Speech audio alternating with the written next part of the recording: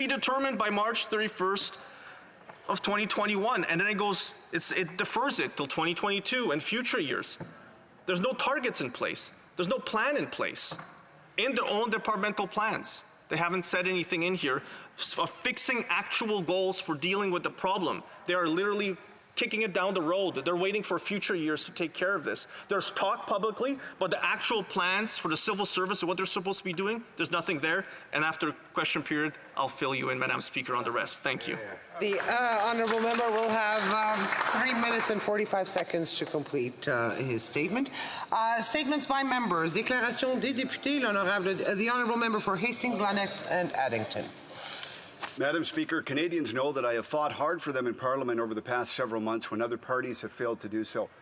Too many times we heard nothing but silence in Parliament over urgent issues such as the detainment of Canadians at airports, research into promising COVID treatments like ivermectin, which is utilized in other jurisdictions but not Canada, the unconstitutional push for vaccine passports with no debate in the House of Commons, the use of endless lockdowns across Canada despite the negative impact on our economy and youth mental health, the rights of workers against forced vaccinations in the workplace, and of course the Prime Minister's famous double standard on the constitutional rights of Canadians to protest.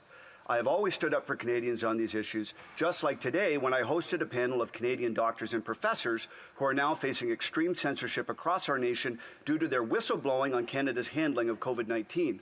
I call on the government, big tech, and other organizations to stop muzzling medical experts and let them share their concerns freely without fear of reprisal and censorship. Honourable member for Kitchener Centre. Thank you, Madam Speaker. Canada is currently facing an entirely avoidable crisis. Every year, we waste approximately 13 million tons of food, one of the highest per capita levels in the world. This wasted food creates some 56.5 million tons of CO2 equivalent emissions, uses 1.5 billion cubic meters of fresh water, land 3 times the size of PEI, and could feed 24 million people if it were recouped.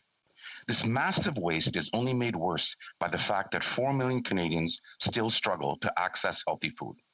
All along the supply chain, from farm to fork, are inefficiencies that end up leading to more than half of all food produced in Canada being wasted. It's time, Madam Speaker, for the federal government to take a serious look at the avoidable crisis of food waste and develop a comprehensive federal strategy to address it. Thank you. The honourable member for North Okanagan-Shuswap. Thank you, Madam Speaker. As this parliamentary sitting nears conclusion, I stand in appreciation of Canadians who I've been honoured to work with through the challenges of the past 16 months. I send my thanks to my team in Ottawa and at home in the North Okanagan-Shuswap. Joel, Chelsea, Mary, Penny, and Teresa, thank you for being on the front line of the thousands of calls, emails, and letters the office has received. Working as a team, you have consistently gone that extra mile to assist constituents with professionalism. I also thank the good people of the North Okanagan-Shuswap for your patience and cooperation as my team and I worked with you through the challenges of stranded travelers, lost jobs, struggling businesses, separated families, and more.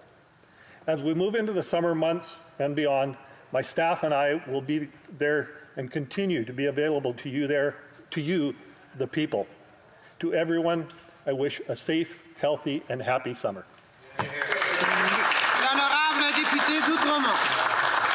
The Honourable Member for Outremont. Madam Speaker, summer is coming, and Montreal is getting out of lockdown. Our retail neighborhoods are bustling, and it's wonderful to be able to get back together after these long, difficult months.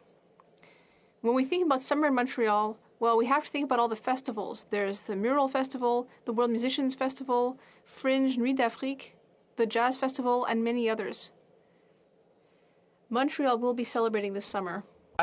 We still need to respect our local health and safety measures, but Madam Speaker, we also need to celebrate. We need to celebrate everything that makes life worth fighting for and worth living. Our families, our friends, our art, our culture. I'm so proud of our community. From the live music on the rooftops of Pop Montreal to the free delivery service of the COVID-19 Help Hub to moms baking for local food banks and chalk rainbows in every alley and driveway, our community came together to take L'honorable député du Lac-Saint-Jean. The Honourable Member for Lac-Saint-Jean. Thank you, Madam Speaker. Today at noon, Amnesty International hosted an event to demand once more that Raif Badawi be liberated. I say once again because he has been imprisoned in Saudi Arabia for 9 years without having committed a single crime. His wife and Saf and their 3 children have been waiting for 9 years for the Canadian government to do something, but nothing has changed. We finally thought that things might speed up in January when this House unanimously demanded that the federal government grant Canadian citizenship to Raif Badawi. But the Minister of Immigration and Citizenship didn't do anything. If this continues, he will finish the entirety of his illegitimate sentence before Ottawa does anything to free him. This is quite enough, Minister. There are 4 days left in the session. The House asked you to grant citizenship to Raif Badawi 5 months ago. His family has been waiting for 9 years. I just want the Minister to do his job. L'honorable député de... The Honourable Member for Madawaska-Restigouche. Mr. Speaker, finally, Mr. Speaker, we are finally going to see the light at the end of the tunnel after many months of discipline, sacrifice, and patience. This summer is the perfect moment for people to discover our beautiful province with the many cultures, Acadian, Irish, Scottish, Indigenous. There will be many events in my riding throughout the summer. They can be enjoyed alone with your family or with friends. There are incredible microbreweries, lakes, the Baie des Chaleurs. People can go kayaking on our majestuous rivers or go mountain biking on our incredible forest paths in the Appalachians. Dear friends and neighbors, we invite you to come visit our beautiful riding in Madawaska-Restigouche. I wish everyone a wonderful summer. Président. The Honourable Member for Calgary-Shepherd. Teacher, soldier, husband, father, patriot, Reform Party volunteer. That was George Karstedt, who passed away peacefully at the age of 90. George immigrated to Canada in 1951 from Germany. While he was a patient at McKellar General Hospital in Fort William, he charmed his future wife, Helen, who was a nurse on his ward. They would be happily married for 64 years. George became a teacher and got his first teaching job at the Glen Lawn Collegiate in 1958 in Winnipeg. Later, he became the principal of Hastings Junior High and then Glenwood School. While still a teacher, he took on a second career with the Army Reserve. He was the CEO of the Queen's Own Cameron Highlanders of Canada for a time, and then Colonel Karstedt ended his military career as Deputy Commander of the Militia Area Prairies in 1981. Him and Helen retired to Calgary to be closer to family. To Caroline, Frederick, Elizabeth, Eric, my friend Douglas, and to his 11 grandchildren and 10 great-grandchildren, please accept the eternal gratitude of this nation. The Honourable Member for Milton. The Kamloops Indian Residential School on Tecumloops to Squamish territory operated for almost 100 years before it was finally closed in 1978. Indigenous children stripped from their lands and their families were brought there and to hundreds of schools like it and subjected to a cultural genocide. The discovery of 215 children buried at the school grounds was yet another stark reminder of the horrific intergenerational legacy of the residential school system. It also underscores the ongoing oppression and systemic racism that this country must confront in order to meaningfully walk the path of truth and reconciliation. Like so many, I've been moved by the outpouring of grief and the support of communities. In Milton, 11 students, 9 of whom are Indigenous, set up a memorial outside of Town Hall. They placed candles and 215 pairs of shoes surrounding a pair of moccasins and participated in a moment of silence for the children that never made it home. This was an act of reconciliation to remember and commemorate the lives and cultures lost. It was a deep act of respect that was educational for many, very, very meaningful, and represented a step forward on the path of meaningful reconciliation. and I thank them for that. Thank you, Mr. Speaker. The Honourable Member for Winnipeg North. Yes, thank you, Mr. Speaker. Canada now leads the world in first-dose vaccinations against COVID-19. More than 72% of eligible Canadians having received at least one dose. All vaccines approved for use in Canada are free, they're safe, and effective. And all of them will help us get back to the activities and the people we've missed so much. With more than 30 million vaccine doses that have been administered to Canadians, and we've delivered more than 33 million doses to provinces and territories. These milestones are a true Team Canada achievement, and our government will continue to go above and beyond to ensure that every Canadian who wants to be is fully vaccinated. On July 7, I will be getting my second shot, and I would like to encourage all to get their second shot as soon as they become eligible. A return to a more normal life is nearing. We're not there yet. We must all continue to follow public health measures like physical distancing, wearing a mask, reducing non-essential outings to a minimum. Let's end this crisis together, Mr. Speaker. The Honourable Member for Selkirk Interlake Eastman.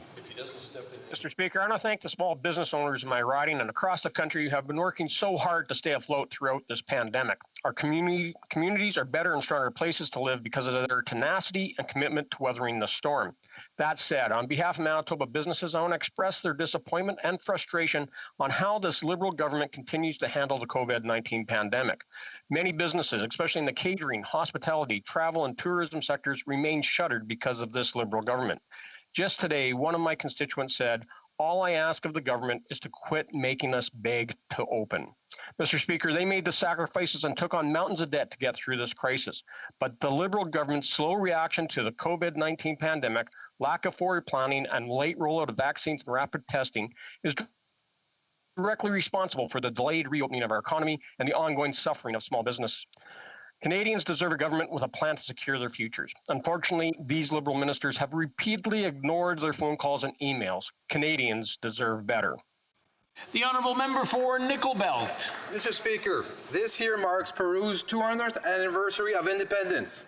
Peru is Canada's third largest bilateral trading partner in Latin America, with Canadian exports in Peru reaching $871 million in 2020, while Canadian merchandise imports from Peru reached $3.7 billion.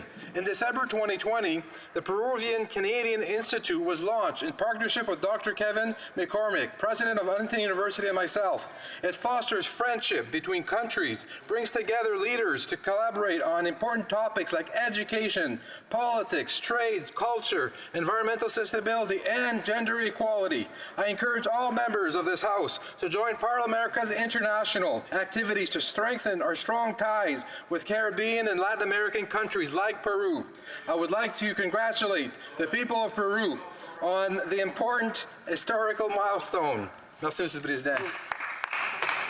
L'honorable député de Mégantic-l'Érable. The Honourable Member for Mégantic-l'Érable. It all starts at school with hair-pulling, rude words, first love that may not have much respect, but youth goes by quickly, but things may continue that way with another relationship, passionate but unhealthy, where love is the bait but ultimately has no soul, where the seeds sown in adolescence grow, respect disappears, gentle words become harsh ones, pillow talk turns into screams. Caresses are just a memory, memories that leave black and blue our hearts and minds. There's no more love, just control. That isolates and may even destroy lives. 13 women were killed in Quebec, have been killed in Quebec. 13 lives lost for a love that was a love in name only. I can no longer turn my eyes away. I invite my colleagues and all Canadians to stop doing that, to stop turning their eyes away. When we see tears and bruises, they can be a sign that someone is hurting. We can't save the 14th woman by closing our eyes to this problem. Right now, that 14th woman is suffering alone, and she hopes that perhaps her neighbor will react and end this hellish cycle of domestic violence. The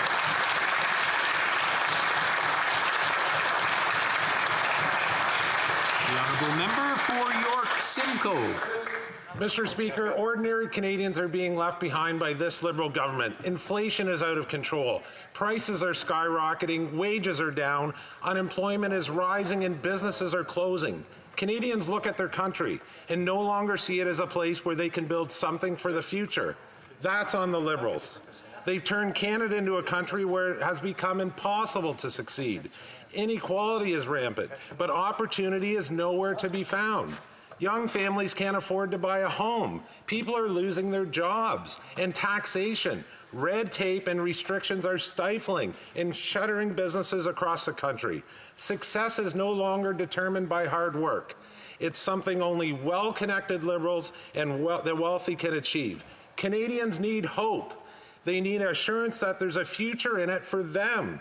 That's what Conservatives are fighting for. Canadians are counting on us to secure the future, and we won't give up. The honourable member for Windsor West. Yesterday, General Motors announced a 75% increase in investment in electric vehicles to $35 billion. GM will accelerate construction of 2 new electric battery plants in the U.S., in addition to plants in Ohio and Tennessee now being built. None are in Canada. With the entire auto sector having a once-in-a-generation investment cycle, which will impact for many decades where vehicles will be produced, Canada's lack of a national auto policy is leaving workers behind, and our country is at risk of losing the industry that built our middle class. We cannot and should not depend solely on the impressive union contract negotiations Unifor has achieved to secure any new investment. For the past 19 years, I've been a member of this House advocating for a national auto strategy and warned what would happen without one. As other countries in the world have implemented theirs, our vehicle production has continued to decline year after year. As we've seen with the pharmaceutical, medical device, PPE, and technology sectors, once manufacturing leaves, it is extremely difficult to bring back, and this pandemic has exposed the consequences. Canada needs a national auto policy immediately to secure our workers, our industry, and our country's future. Thank you, Mr. Speaker. L'honorable député d'Abitibi. The honourable member for Abitibi, Bay James Navik-EU. Mr. Speaker, on May 15th, the National Institute of Scientific Research gave Edith Cloutier an honorary doctorate, her second honorary doctorate. She received one from Concordia University in 2018. She was the director of the Val d'Or Indigenous Friendship Center for more than 32 years. And she was the chairwoman of the board of the Université de Québec en Abitibi-Témiscamingue. She was the first Indigenous woman to occupy that position in a university in Quebec. Thanks to her, tangible projects have been implemented for the Indigenous urban community, such as the Minoé Clinic, which is a leader in health services for Indigenous populations in Quebec. She has received a great deal of recognition, including the National Order of Quebec in 2006 and the Order of Canada in 2013. I'd like to congratulate Madame Cloutier, and I'd like to thank her for all her hard work. Thank you, Mr. Speaker.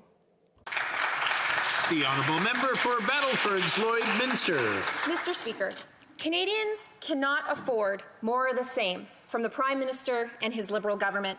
As we turn the corner on this pandemic, Canadians need paychecks and opportunity. But for my constituents whose paychecks depend on the Canadian energy sector, more of the same from this Liberal government is actually detrimental. With their livelihoods already under attack long before this pandemic, more of the same from this Prime Minister means more job loss and even less opportunity. Only Canada's Conservatives have a 5-point plan to secure the future that includes job creation and economic recovery in every region and every sector of this country. For Canadians who can afford to not worry about their jobs, they have 4 parties to choose from. But, Mr. Speaker, for everyday Canadians who care about securing Canada's economic future, there is only one choice: Canada's Conservatives.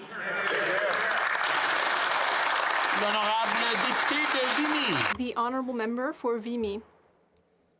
Mr. Speaker, it is the end of the school year, and I would like to congratulate students who are graduating from secondary schools in my riding, including Saint-Martin, Saint-Maxime, and Laval Senior Academy schools for their incredible success.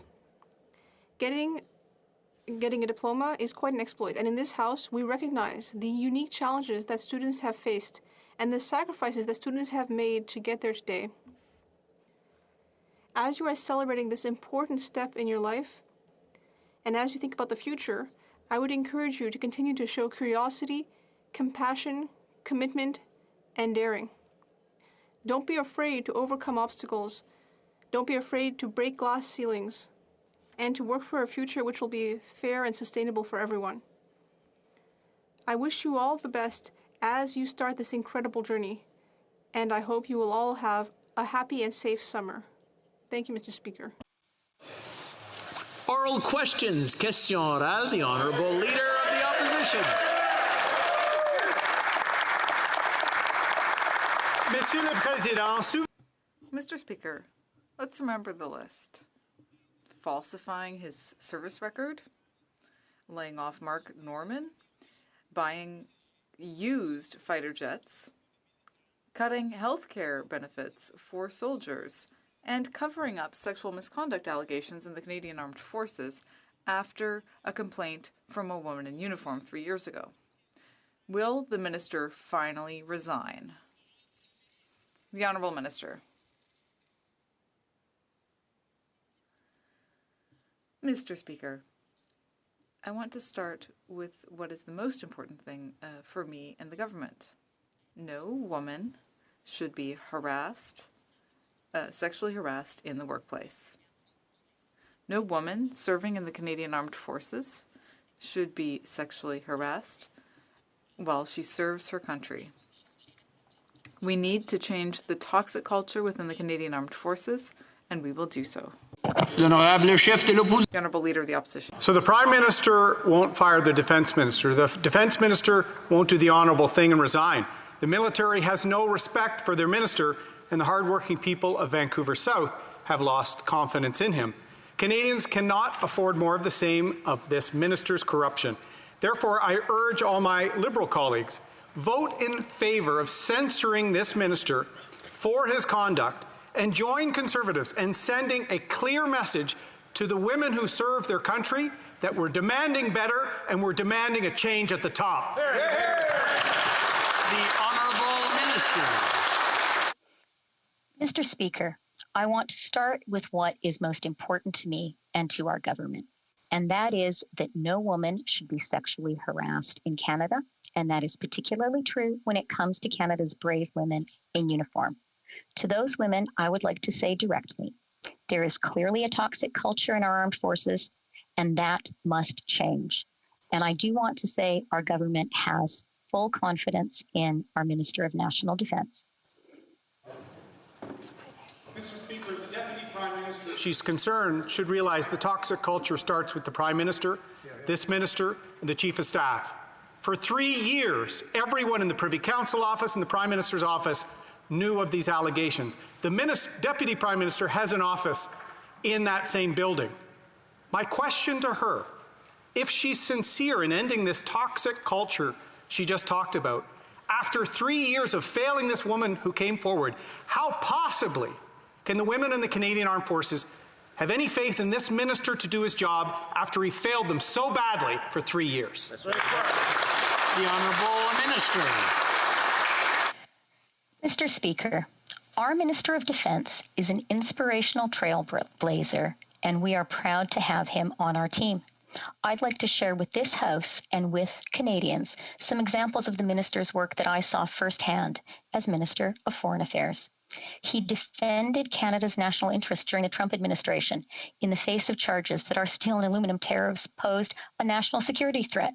We worked together at NATO to pledge Canada's support for the Baltic states, for Ukraine, and to build the training mission in Iraq.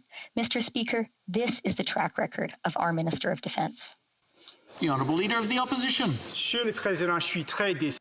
Mr. Speaker, I'm very disappointed by the minister's response. The NSICOP, rather, does not report to Parliament and cannot look into an active investigation. That's clear in the rules. This cover-up needs to end, Mr. Speaker. When will the Prime Minister hand over the documents from the Winnipeg Laboratory to the House? The Honourable Minister.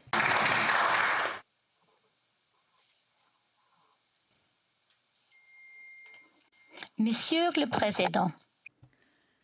Mr. Speaker, our government has a lot of respect for the House of Commons. We understand that the House and its committees need to do their work and need to have all of the information they need to do so.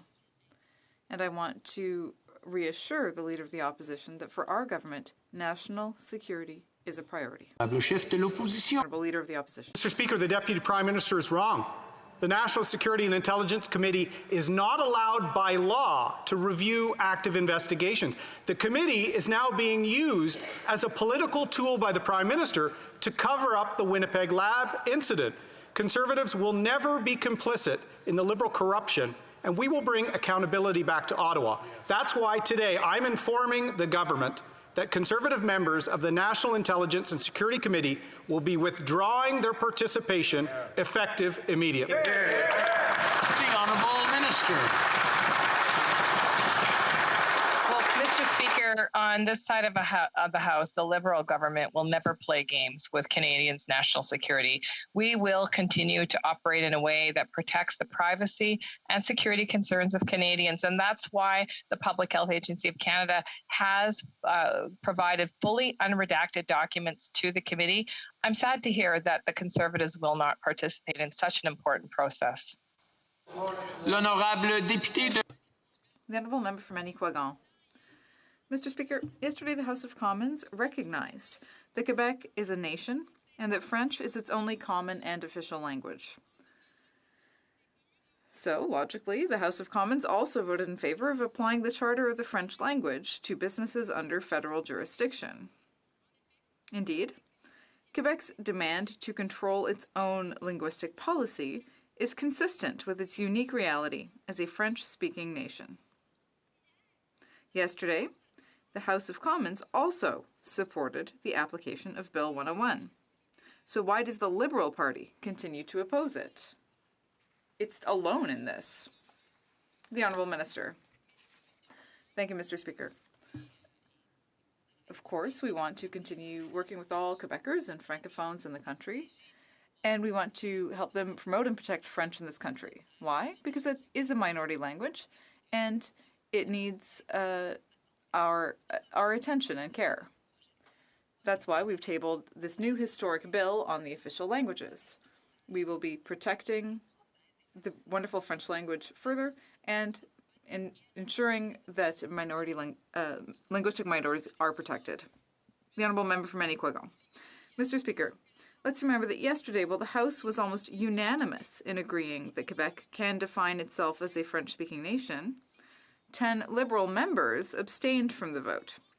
10 Liberals from the Greater Montreal area, who refused to acknowledge that Quebec considers itself a nation and that its official language is French. And yesterday as well, only Liberals opposed Quebec applying its Charter of the French language to businesses under federal jurisdiction. Are the Liberals blocking this obvious solution to promote French in the workplace just to please some of their own supporters? The Honourable Minister. Thank you, Mr. Speaker. Well, either my Bloc colleagues want to protect and promote the French language with us, or they want to push their own sovereigntist agenda and try to pick a fight with Ottawa. Quebecers and Canadians can clearly see what they're up to. The Honourable Member for Rosemont-la-Petite-Patrie. Mr. Speaker, in the middle of the pandemic, what do the Liberals have the brilliant idea of doing? Well, cutting the CRB by $800 a month starting in July. It means the weekly allowance will go down from $500 to $300. Are they really so heartless? Entire sectors such as arts and culture and tourism are still facing difficulty. So will the Liberals show some common sense and cancel these cuts to the CRB? Yes or no? The Honourable Minister. The CRB is part of a comprehensive set of emergency and recovery measures to support Canadian workers and businesses.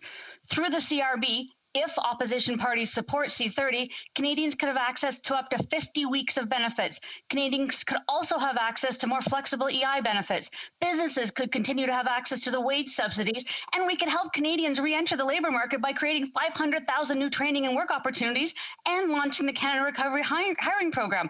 This is what's at stake, Mr. Speaker, when the opposition doesn't help get C32 through. The Honourable Member for Edmonton Strathcona. In just a few weeks, the Liberals are planning on cutting vital money that Canadians need. Those receiving CRB benefits will soon get $800 less per month. The Liberals are forcing them to live on only $1,200 per month, and that is simply not enough, Mr. Speaker. People who need the CRB benefit in January are going to need it in August. Thousands of Canadians are scraping by. They will have to make difficult decisions just to get by. Will the minister commit to reversing this decision, which will have devastating impacts on 2 million Canadians? The Honourable Minister. Mr. Speaker, the CRB is helping 2 million and has helped 2 million Canadians. And at present, Canadians have access to 38 weeks under the CRB. If opposition parties don't support C30, Canadians will end their benefits in the weeks to come. We can reverse that, Mr. Speaker. We can pass C30, give Canadians the extra weeks they deserve, give them more flexible access to EI, give them access to the wage subsidy, and 500,000 training and work opportunities. Thank you, Mr. Speaker. Member for Aurora, Oak Ridges, Richmond Hill. Mr. Speaker, Canada's military is in crisis. On this defense minister's watch, hours of jarring testimony detailing accounts of abuse of power, rape, sexual harassment, and discrimination. Numerous generals under investigation, others complicit through their actions or their silence. But this defense minister won't accept any responsibility. He won't do the honorable thing, admit he has failed in his duties, and resign. Will the Prime Minister act and fire his defense minister? The Honourable Minister. Mr. Speaker, we will continue to work very hard to look after our women and men in the Canadian Armed Forces. The horrible stories, the allegations that have come forward are extremely alarming, and we must work harder. The work that we have done, passing Bill C-70, is one of the first steps. The SMRC, the work that's being done there, plus the work that Madame Louise Arbour will also do. We will get this done. Thank you. The Honourable Member for Aurora, Oak Ridges, Richmond Hill.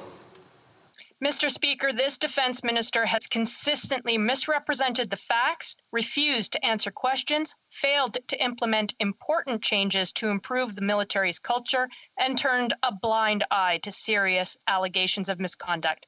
The Prime Minister directed his ministers to create a culture of integrity and accountability that allows them to earn and keep the trust of Canadians. This defense minister has been derelict in his duty and has lost that trust. Will the Prime Minister act and fire the Defence Minister? The Honourable Minister. Mr. Speaker, I respectfully and completely disagree with the member's assertions. Any allegation that has ever been brought forward is immediately taken to the appropriate authorities. We want to make sure that survivors, when they come forward, they are heard and they are supported. And that's exactly the work that we started back in 2015 when we came into government. And we will continue this work because we know that we have a lot more work to do, Mr. Speaker. Thank you. L'honorable député de Charlebourg. The honourable member for Charlebourg-Haute-Saint-Charles. Mr. Speaker, since taking office, the Minister of Defence has made one bad decision after another. For example, his government promised to help the victims of ISIS. But one of the first things he did when he arrived as minister was to withdraw our planes from the fight against ISIS. The Canadian pilots were protecting the victims. So can the minister tell us the real reason that he withdrew the planes from the fight against ISIS? The Honourable Minister. Mr. Speaker, I thank the member for the question because I also briefed him on the plan of how ISIS was going to be defeated on the ground, working with their coalition partners. And that's exactly what we did. We increased our troop contributions on the ground. We increased our intelligence support because that's what our coalition partners asked for. And now 98% of the territory is not controlled by ISIS. And we also took a regional approach, Mr. Speaker. Our plan worked because we work with our allies by supporting our troops on the ground. Thank you. L'honorable député de... The honourable member for Charlebourg-Haute-Saint-Charles. Mr. Speaker, that doesn't really answer the question. We still don't have the truth. Now, it was also this minister who oversaw the dismissal of Vice Admiral Norman. When Norman stood up to defend the construction of the Asterix by the Davie shipyard, the minister bowed to the Prime Minister's orders instead of thinking about the well-being of the Royal Canadian Navy. It makes no sense, Mr. Speaker. Can the minister tell us the real reason Admiral Norman was dismissed? The Honourable Minister. Mr. Speaker, talk about supporting the Navy. The previous government allowed our 2 joint supply ships to be lost. We lost that capability. When it came to the interim supply ship, I supported this work. Our government approved it, got it done. But more importantly, we put the money into the defense policy so that we can buy brand new 2 joint supply ships. And they're being built right now as we speak. Plus, we're also re-equipping the Navy with the Arctic and offshore patrol ships, 6 of them, 15 service combatants, because we put the money there to serve our troops. Thank you. The honourable member for Calgary Skyview. Mr. Speaker, when Major Kelly Brennan appeared before the Status of Women, she told the committee that General Vance told her he was untouchable because he owned the CFNIS.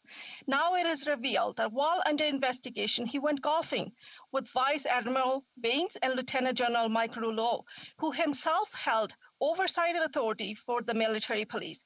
Given these startling revelations, when will the minister finally follow through with the Deschamps report recommendations and create a fully independent external investigation body? The Honourable Minister. Mr. Speaker, no person in Canada is above the law. The Canadian the military police and the NIS are independent of the chain of command. And when it comes to the incident of the golf course, the acting chief of defense staff has also, as you know, advised me that the vice chief of defense staff is no longer in his role. We know that we have a lot more work to do, and we will get it done, and we have accepted Justice Fish's recommendations. Thank you. The honourable member for Calgary Skyview. Mr. Speaker, when Vice Admiral Norman was under investigation, the minister immediately had him suspended. Meanwhile, when the minister became aware that the former chief of the defense staff was under investigation, he refused to even look at the evidence, left him in his role, and even gave him a pay raise. Mr. Speaker, given that General Vance believes that he's above the law and the minister's refusal to act, does he also believe that General Vance is above the law? The Honourable Minister. Mr. Speaker, I completely disagree with the assertions that the member has made. Any allegations that was ever brought to my attention was always taken to the immediate authority.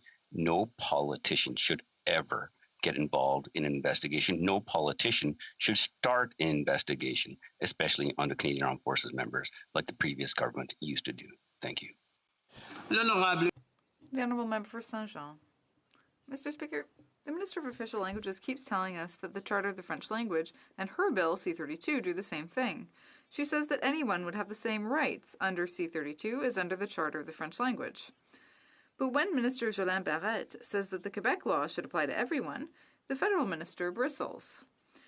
When this House votes to make Quebec companies under federal jurisdiction subject to the Charter of the French Language, she votes against it. My question is simple. Why vote against it if it's all the same thing? The Honourable Minister. Thank you, Mr. Speaker. I think that my colleagues should read the text of Bill C-32 and she would get a good answer to her question. Because 55% of the companies that are already subject to Bill 101 in Quebec will be able to follow the same system. And for those that are not yet subject to it, they will have the choice. Of course, we want to protect the right to work in French, to be served in French, and not to be discriminated against in Quebec and also in strong Francophone presence areas. Within a federalist system, the federal government has to have a national approach to protect all Francophones, and that is the goal of the bill. The Honourable Member for Saint-Jean. Mr. Speaker, our bill says that Quebec companies under federal jurisdiction are subject to the Charter of the French Language. The minister, who recognizes the Quebecers form a nation, that Quebec has only one official language, and that French is the common language of the Quebec nation, that minister must understand that it is essential for Quebec, a French-speaking nation, to have a single linguistic regime. So why does the minister refuse to allow the Charter of the French Language to apply to all Quebecers? The Honourable Minister. Thank you, Mr. Speaker. Listen, I have a lot of respect for my colleague, and I see that we have the same goals. We both want to protect the French language in Quebec, and on our side, we want to do this across the country and to protect linguistic minorities, including Anglophones in Quebec. So my colleague should be happy. For the first time in history, the federal government is taking its assuming responsibility here and protecting the French language. And I hope that she will vote in favor of our bill, Bill C-32. The Honourable Member for Saint-Jean. Mr. Speaker, I'm trying to understand where the minister stands on this language issue. There are two regimes. One for the vast majority of Quebecers who are protected by the Charter of the French language, and then another for the 200,000 or so workers who are employed under federal jurisdiction. So these are the ones who are affected by Bill C-32. My question is simple. Which one of the two protects the right to work in French better? The Honourable Minister. Well, don't take it from me. We've got the Conseil du Patronat, the Federation of the Chamber of Commerces of Quebec, the Chamber of Commerce of Montreal, the unions in Quebec who represent workers. They're all in favor. So I think it's clear that there is a very broad consensus in Quebec and elsewhere in the country to protect these rights. I think that the federal government is doing its work, and the reform that we have presented is an ambitious one, and I hope that the Bloc Québécois will support it. The Honourable Member for Wellington, Halton Hills. Mr. Speaker, orders of this House and its committees are binding and must be complied with, just like Canadians have had to comply with public health orders about quarantine. Mr. Speaker, your ruling yesterday made it clear the government is defying 3 orders of this House and its special committee. Will the government now comply with these orders and deliver the unredacted documents to the law clerk before the House has to adopt a 4th order demanding the government comply? The Honourable Minister. Mr. Speaker, once again, we see Conservatives playing games with national security, and on this side of the House, we will never do that, Mr. Speaker. In fact, the Public Health Agency of Canada has provided fully unredacted documents to the appropriate Committee of Parliamentarians with the appropriate security clearance, and I have written to the committee to suggest that if they study this issue, that would be appropriate. The Honourable Member for Wellington, Halton Hills. Mr. Speaker, I'm not playing games here. Since the beginning of the pandemic, the Minister of Health has been telling Canadians to follow public health orders. And yet, she stubbornly refuses to do what the House has demanded that she do, which is to hand over the documents regarding the Winnipeg lab. Does the government not understand that it is undermining the rule of law when it tells Canadians to follow the rules, but doesn't do so itself? The Honourable Minister. Mr. Speaker, I'm so grateful to the public health officers across this country that have worked for so long to protect Canadians from COVID-19. In fact, I know many of them personally, and I know that they have done their absolute best to protect the citizens in their care. And just like them, Mr. Speaker, we will never do anything to put Canadians' national security at risk. We will continue, Mr. Speaker, to be open and transparent, to provide these documents to the appropriate committee, which the Public Health Agency of Canada has done. Mr. Speaker, that committee has the appropriate clearance to review these documents. Honourable Member for Wellington, Halton Hills. Mr. Speaker, the pandemic has laid bare the truth about our institutions. Weak and mediocre. We have no Governor General because of scandal. The former clerk resigned in scandal. 8 senior leaders of the Canadian Armed Forces have been forced out. We have a military procurement that can't procure and payroll systems that can't pay. And now we have a parliament that can't do its job because the government defies this House. When will the government preserve what little remains, comply with the orders, and hand over the unredacted documents to the law clerk? The Honourable Minister. Well, Mr. Speaker, again, on this side of the House, this Liberal government will never play games with national security like we see the Conservative Party doing right now.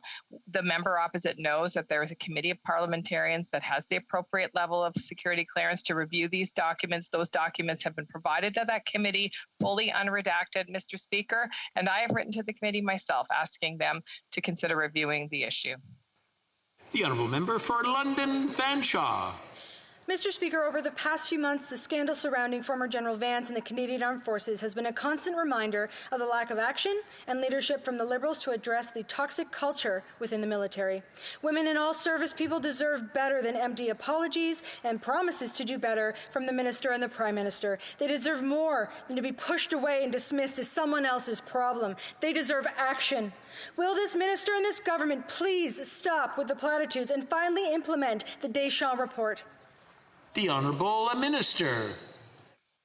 Mr. Speaker, we owe it to the women and men of the Canadian Armed Forces to make sure that we create an inclusive environment. We are working not only to implement Madame Deschamps' report, but also Justice Fish's report on the military justice system, and also Madame Arbour, the work that she will do when it comes to the recommendations on the culture change that is needed, that will look at the performance evaluation system and also look at how leaders are selected and trained. Thank you. The honourable member for London Fanshawe.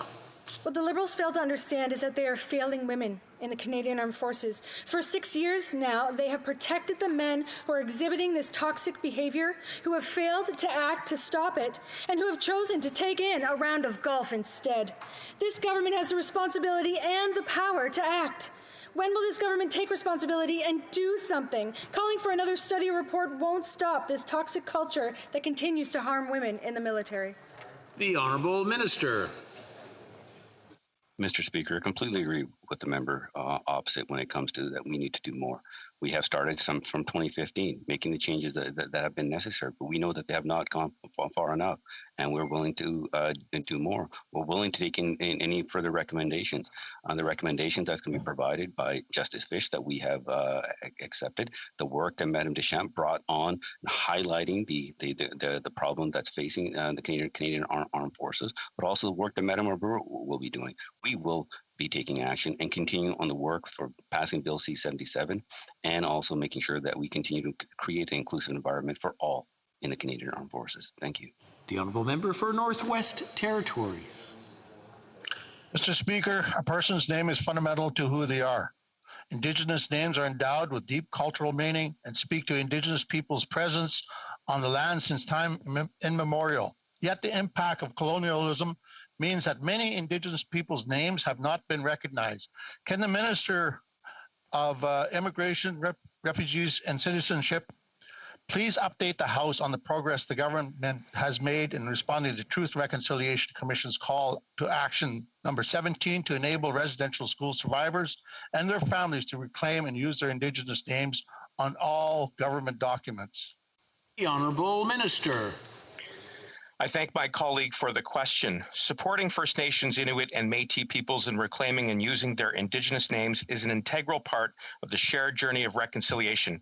We have now established a formal process for residential school survivors, their families, and all Indigenous peoples to reclaim their Indigenous names on passports and other travel documents free of charge. Fulfilling call to action number 17 means that Indigenous peoples can proudly reclaim that which was always theirs, their names, which will allow us to continue on the road to reconciliation. Member for Abbotsford. Inflation is on the march, and life is getting more expensive for Canadians. Today, economist William Robson of the C.D. Howe Institute warned that the Liberals may have gone too far with massive borrowing and spending, and they risk inflating away the value of our money. Deutsche Bank warns of an inflation time bomb. Stats Canada says inflation is higher than it's been in over 10 years. Yes, inflation is on the march. When will this government finally act to make life more affordable for Canadians? The Honourable Minister. Mr. Speaker, let me tell you who is going too far. It is the Conservatives who are going too far with their partisan games and thereby threatening Canada's economic recovery. Canadians need the wage subsidy, the rent subsidy, and be extended to the end of September. Our government wants to do that, but conservative partisan delaying tactics are stopping us from passing the budget. And that irresponsible conservative behavior is the biggest threat to Canadians' well-being today. The honourable member for Abbotsford. The same rhetoric we heard yesterday and the day before, her talking points don't make life any more affordable for the many Canadians who have seen their dream of owning a home disappear under this government. Even the parliamentary budget officer said this minister may have miscalibrated her economic policy.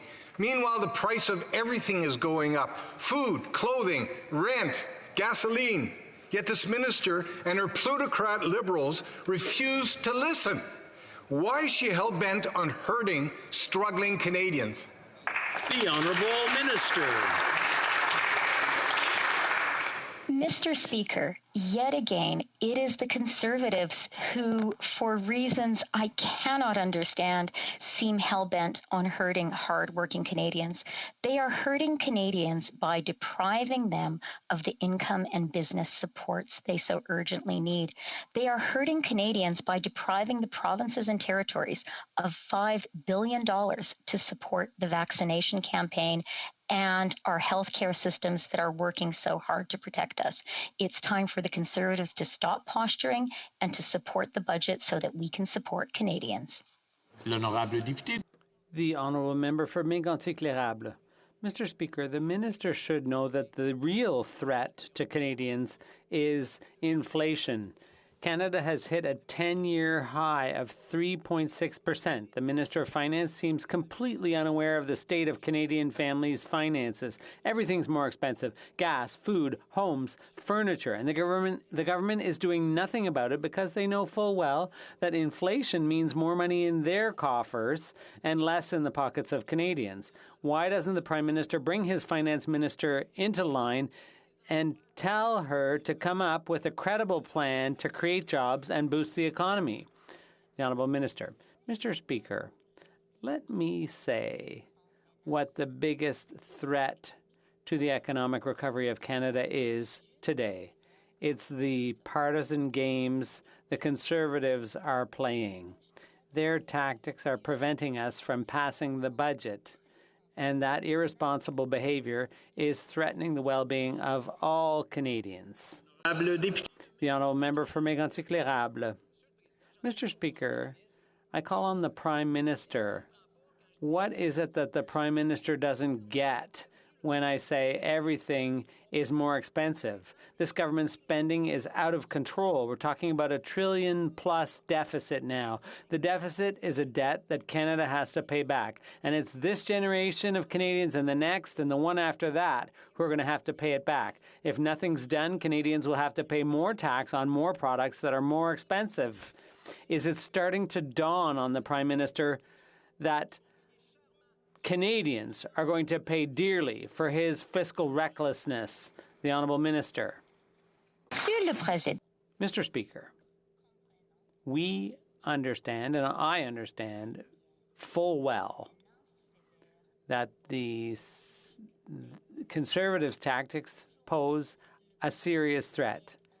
Canada is currently reopening its economy, and we want to have a strong recovery. But in order for that to happen, our businesses and Canadians need the support provided by our budget. And it's the Conservatives. They're the ones who are preventing us from passing it, and they're going to have to stop doing that.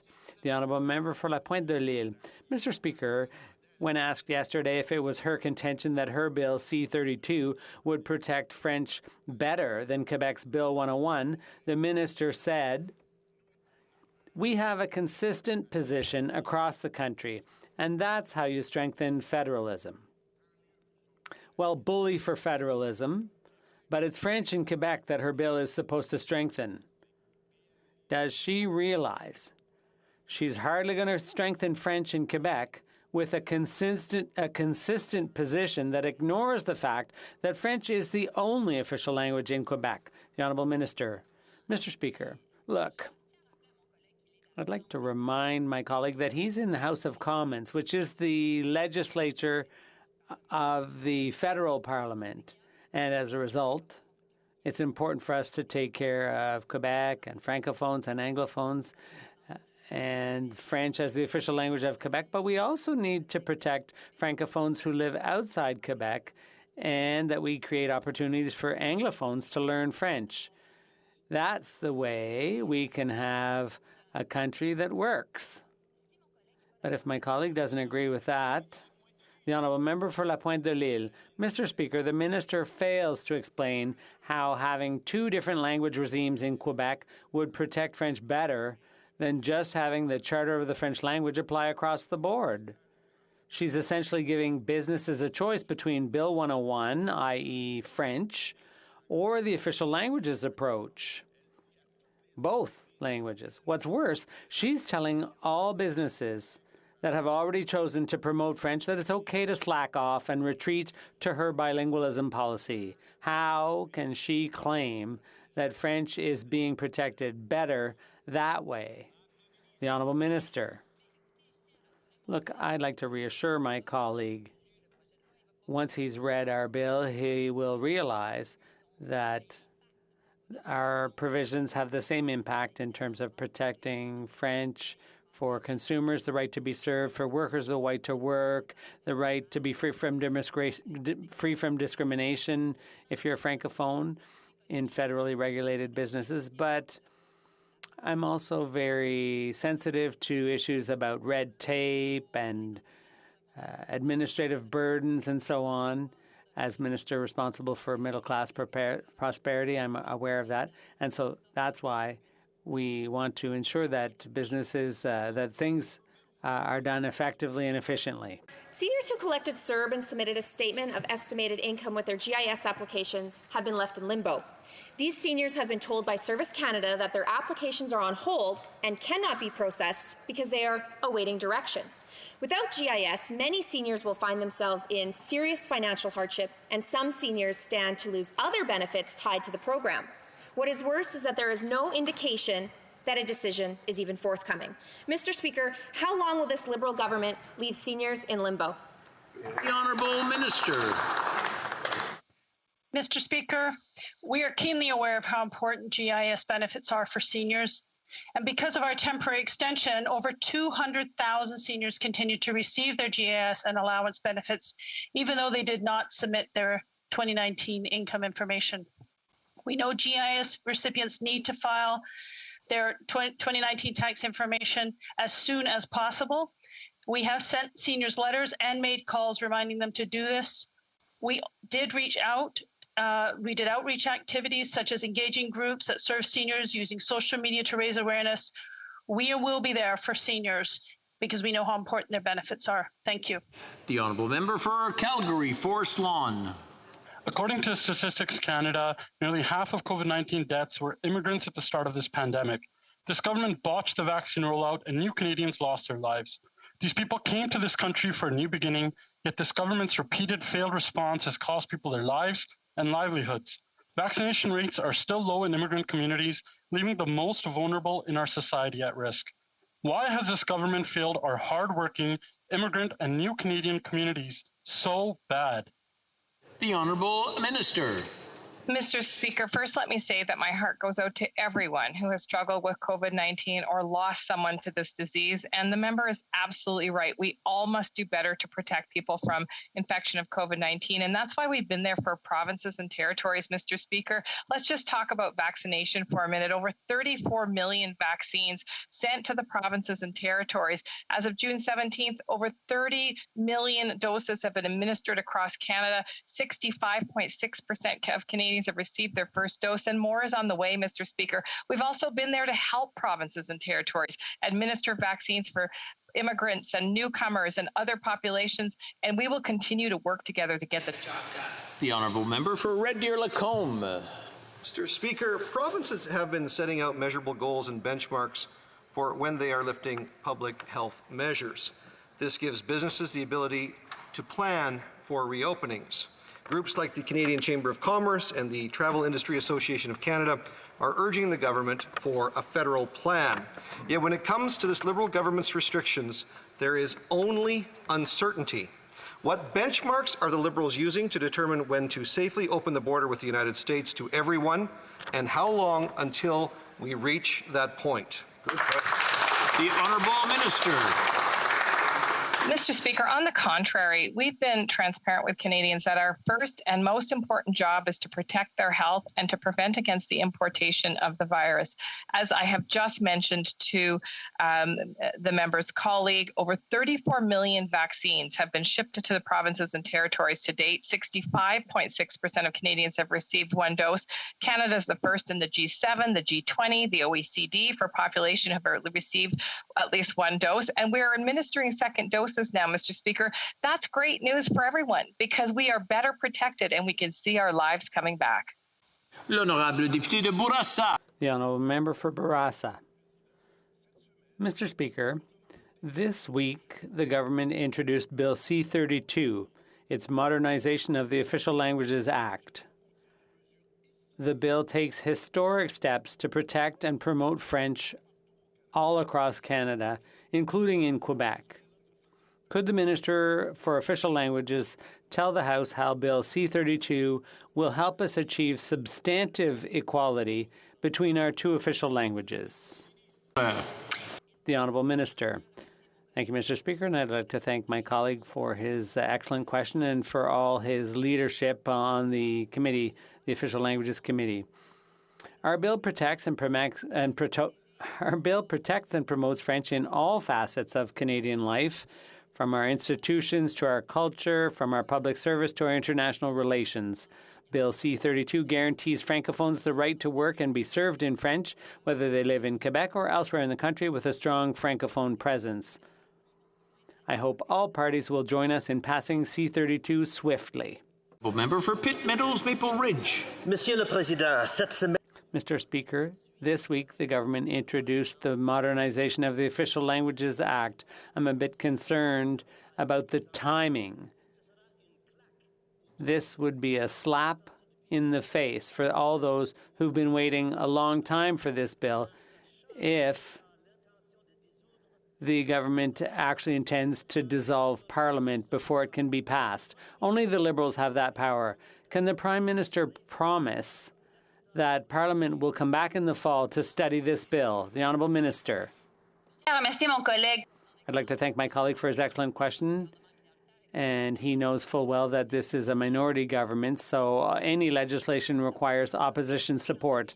Since the Conservatives have been calling for a modernization of the Official Languages Act for years, and since we've come up with such legislation, my question is the following one. Will the Conservative Party support the bill, yes or no? The Honourable Member. Nova. Mr. President, patient groups across the country have been calling on the government to delay the implementations of the PNPRB guidelines, which are set to come into force on July 1st. Most of the witnesses that we've heard at Health Committee on the subject were unanimous in the position. They want less pandemic distraction and more time for a transparent discussion to ensure that the new regulations will do more good than harm. The implementation of the new regs has already been postponed twice. Will the minister postpone the regs again, as requested by patients? The Honourable Minister. Mr. Speaker, we have done a tremendous amount of work to lower drug prices in this country, and we will continue to work with all stakeholders to do that. Canada has among the highest patent medicine prices in the world, and these high prices negatively affect the ability of patients to access new medicines. We will continue to work with all stakeholders to make sure that we can drive these prices down so that all Canadians have access to effective medication. The Honourable Leader of the Opposition. Mr. Speaker, the Minister of National Defence has responded to several questions today in the House, but will not respond to my questions, and I asked that he would. As someone that served his country, he knows the military slogan, never pass a fault. That is what he's doing with his failed leadership. He's the only original minister of this Liberal government. He's had 6 years, 3 Supreme Court Justice reports, 2 Ombuds reports, 8 generals that have resigned, the last 2 chiefs of defence staff under investigation. He gives words like, we need to do better, we need to do more. We do, but we need a new minister with the confidence of Canadians to do that. Will he resign? The Honourable Minister.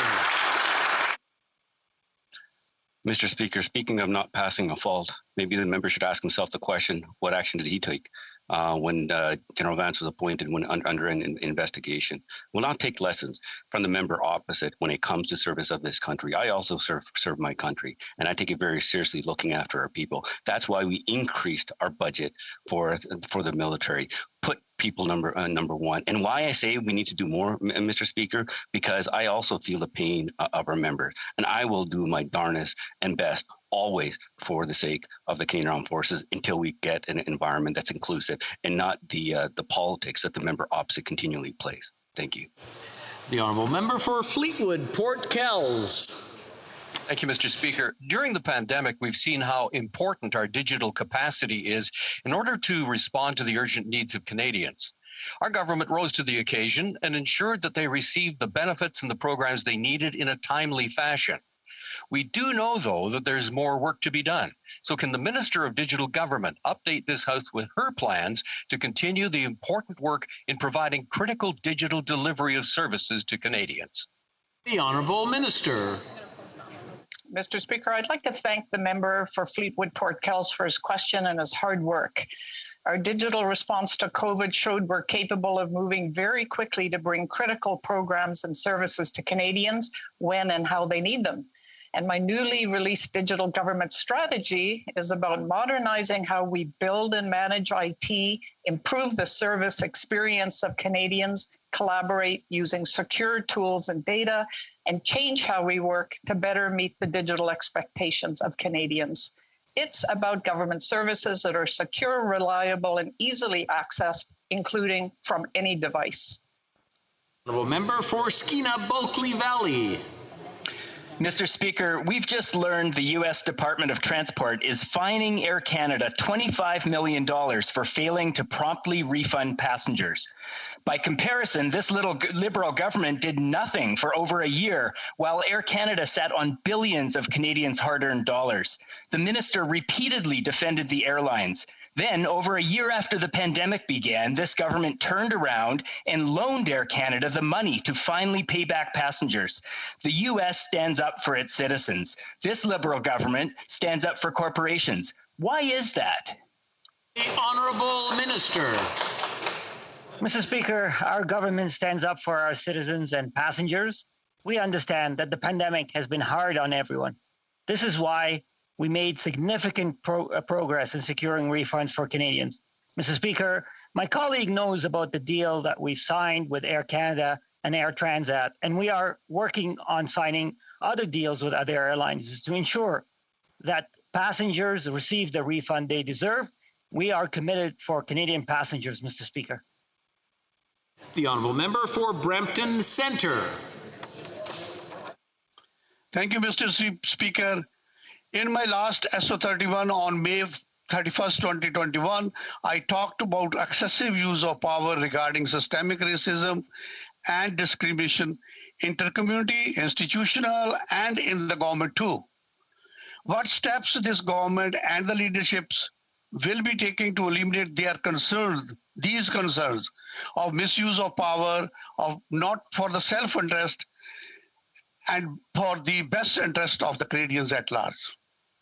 The Honourable Minister. Mr. Speaker, I appreciate the opportunity to speak about the work that our government's been doing.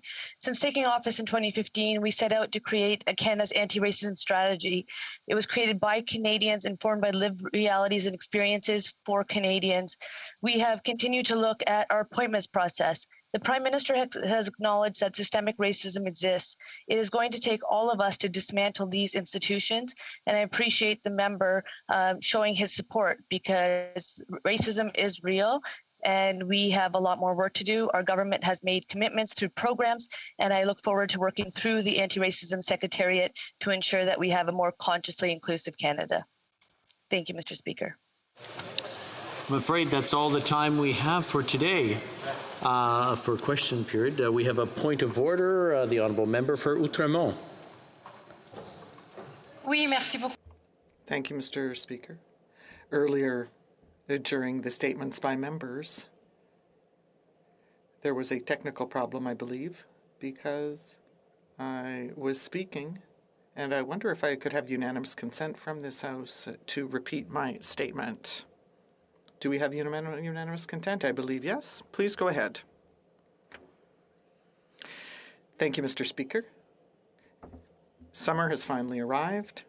Montreal is emerging from lockdown. Our patios and business streets are thriving after these long and difficult months. It's great to be able to celebrate life once again. Summer in Montreal means festivals, and so we've got the World Musicians Festivals, the Fringe Festival, and numerous others.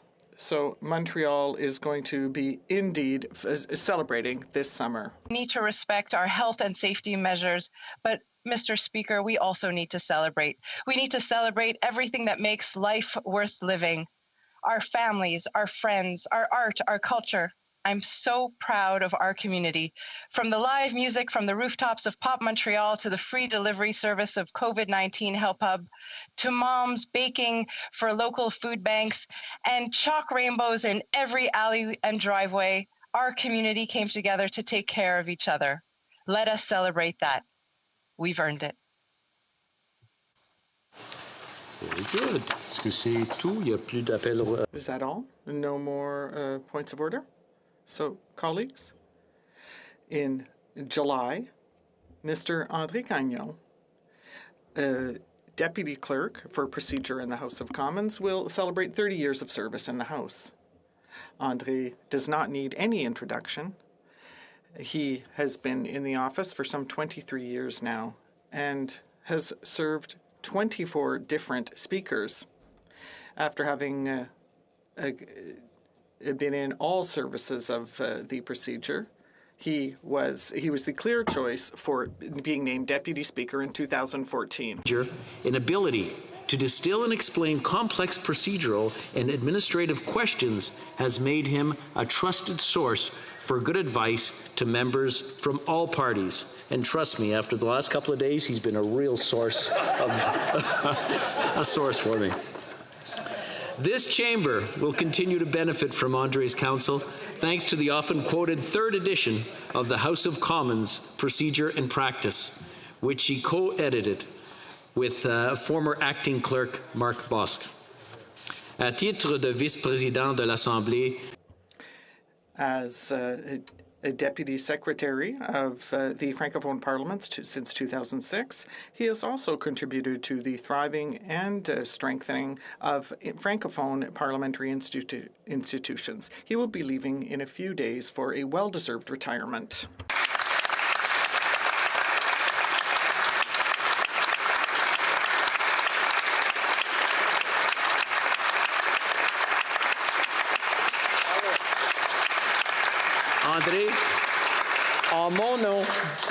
André, on behalf of myself and on behalf of all those who have had the honor to occupy this chair, I would like to thank you, and also on behalf of all House administration employees, you have served our institution well, and you have always done so with dignity, humility, and a very high sense of duty, and I would also say with a sense of humor. And it's a very uncommon sense of humor, I would say. And I would wish you, your wife Lucy, much happiness and health as you begin this new chapter in your life. Thank you.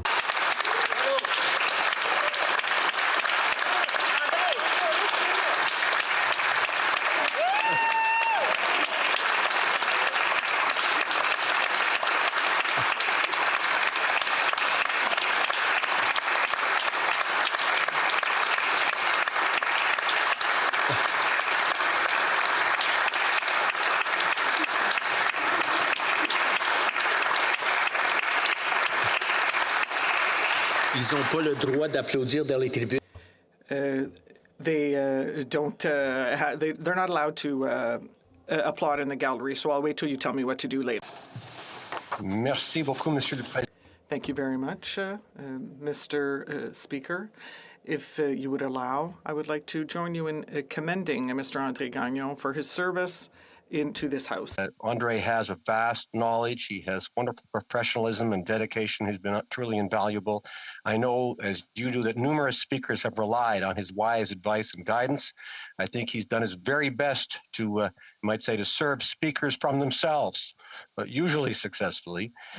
Je sais qu'il a...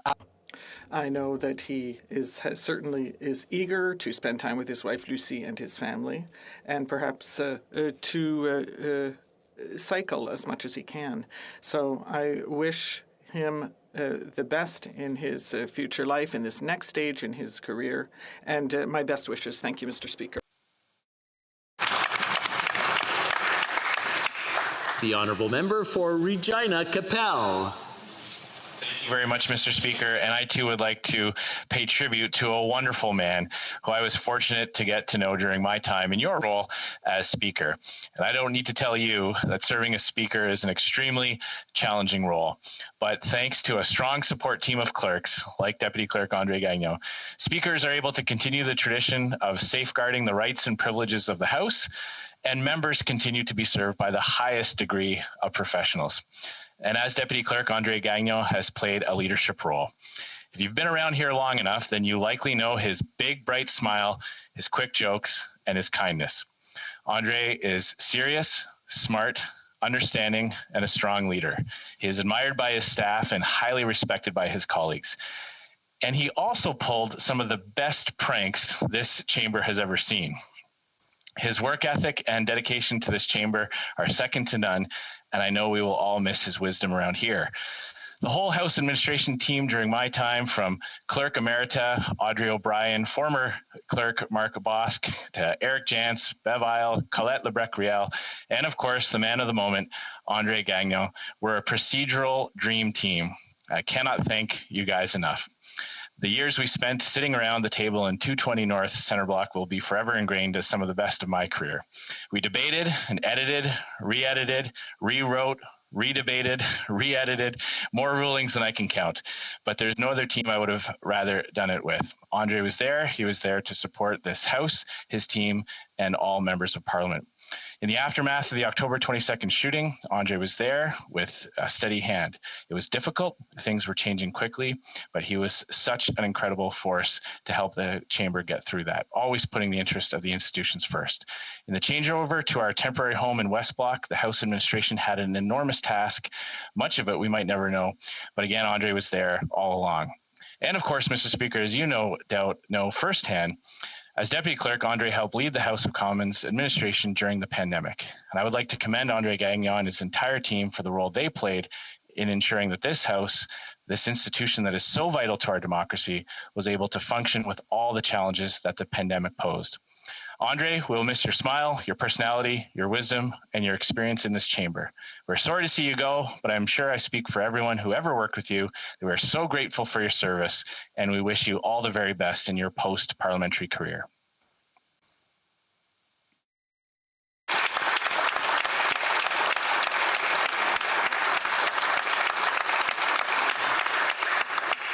The Honourable Member for Salaberry-sur-Roi.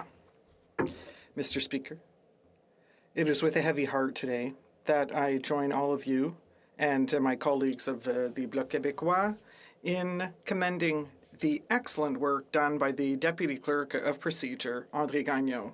And when I speak of my colleagues, I include all current, former, and MPs, and all of the staff of the Bloc Québécois over the years. Mr. Gagnon has chosen to leave sooner than we would have hoped, because he has been working hard since 2019. For the Bloc Québécois, the House of Commons, Parliament, all the members and different work teams as part of the administration are losing an exceptional man who has marked and left his mark throughout his career and throughout our parliamentary lives. First of all, Mr. Gagnon is the Gagnon of the House of Commons Procedure and Practice, Busk and Gagnon. This is a gigantic work, a manual of procedure and practice of the House, published under his co-supervision, the result of 7 years of tireless work.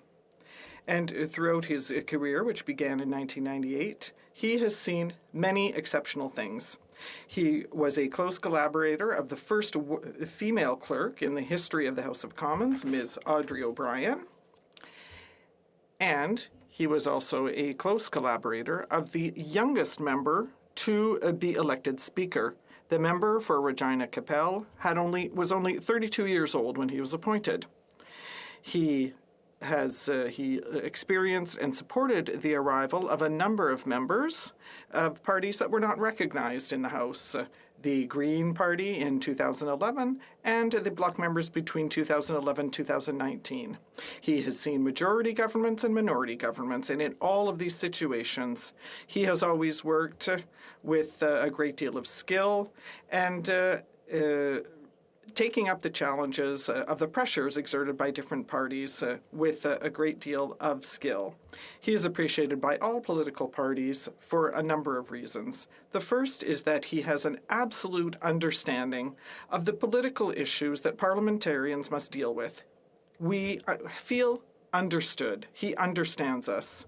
He has a deep respect for the task of member of parliament, whether we are members of the government, the opposition, or the member of a party that is not recognized, or whether we are independent. Everyone receives the same rigorous and respectful support from him.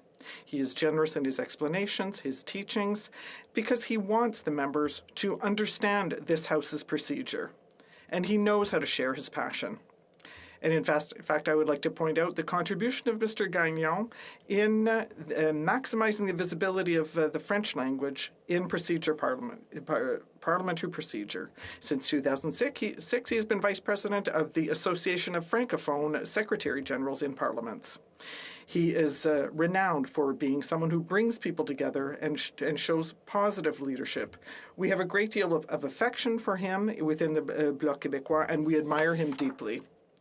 I'd like to say that he also has the perfect personality for this position. His smile, his good humor, his listening skills, his generosity, and his respect for all members of Parliament are, for me and for us, human qualities that any clerk should possess. And here he is. He brings all of these qualities together. We are very sad to see him go because we're losing a giant, an exceptional man, and we know that everyone else in this House is sad, and so are all of his colleagues. We know that he will leave a great empty space behind. In closing, Mr. Speaker, on behalf of the Bloc Québécois, I would like to wholeheartedly thank Mr. André Gagnon, Deputy Clerk of Procedure, for his excellent work and his contribution and his immense dedication to public service. We owe him a great deal, and we wish him the happiest of retirements. Thank you, André Gagnon. I wish you a great deal of happiness. Thank you.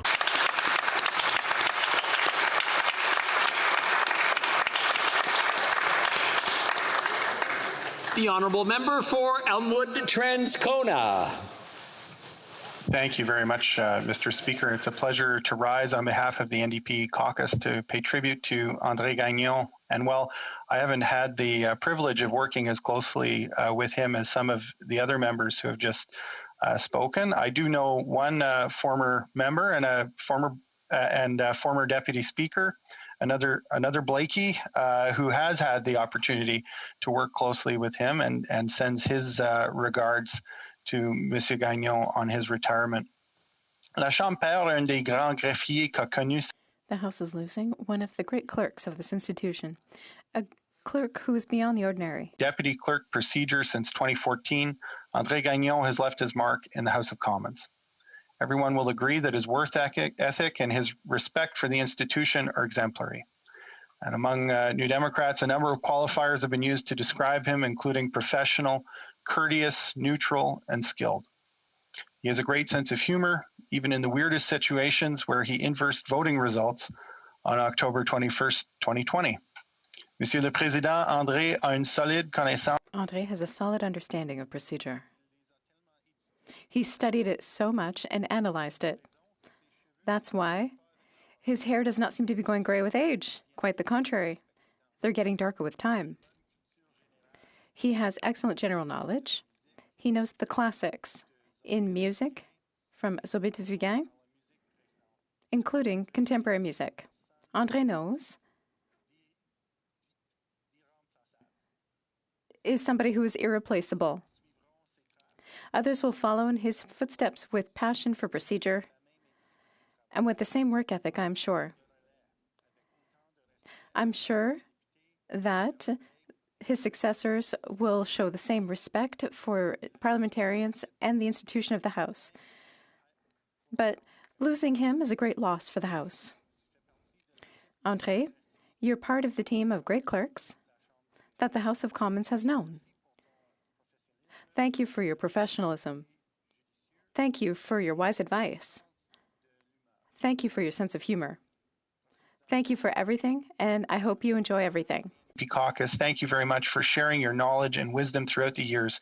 We wish you the best in your future plans.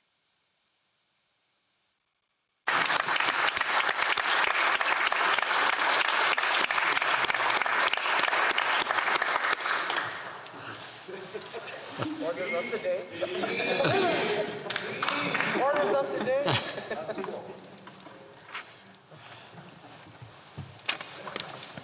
Now for something completely different.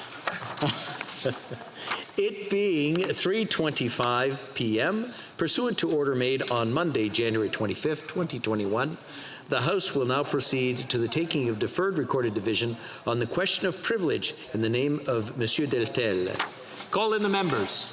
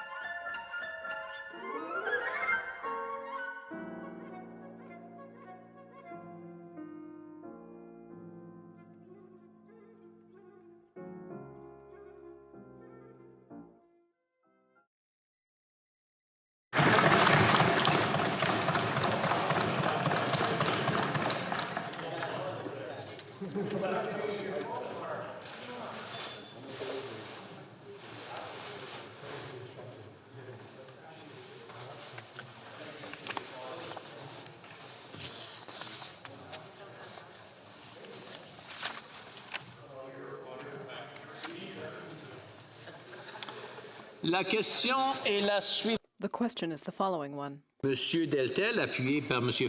Mr. Deltel, seconded by Mr. Fast, moved that the House find the Public Health Agency of Canada to be in contempt for its failure to obey the order of the House adopted on June 2nd, 2021, as well as the orders of the Special Committee on Canada-China Relations adopted on March 31st and March 10th, 2021, and, accordingly, orders its president to attend at the bar of the House at the expiry of the time provided for oral questions on the second sitting day following the adoption of this order for the purposes of